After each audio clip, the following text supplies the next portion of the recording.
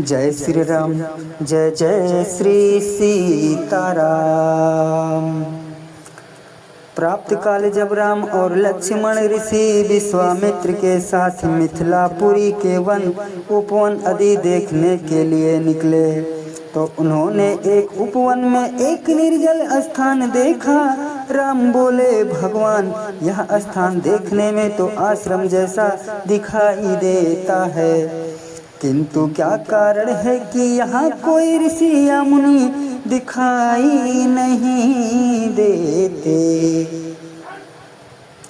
विश्वामित्र जी ने बताया, यह स्थान कभी महात्मा गौतम का आश्रम था।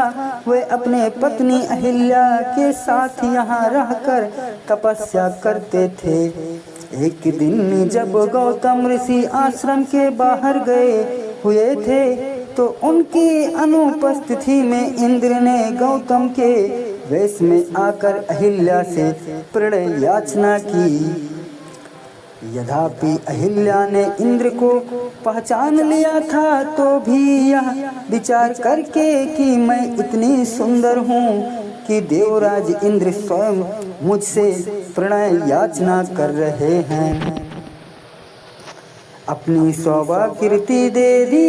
जब इंद्र अपने लोक लौट रहे थे तभी अपने आश्रम को वापस आते हुए गौतम ऋषि की दृष्टि इंद्र पर पड़ी, जो उन्हीं का वेश धारण किए हुए था।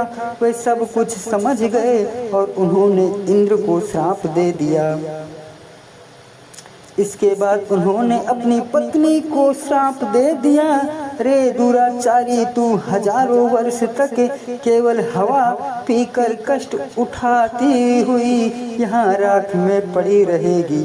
जब राम इस वन में प्रवेश करेंगे तभी उनकी कृपा से तेरा उद्धार होगा, तभी तू अपना पूर्व शरीर धारण करके मेरे पास आ सकेगी।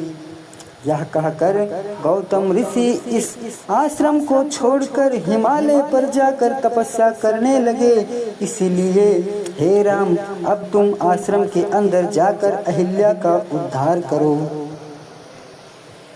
विश्वामित्र जी की बात सुनकर वे दोनों भाई आश्रम के भीतर प्रविष्ट हुए।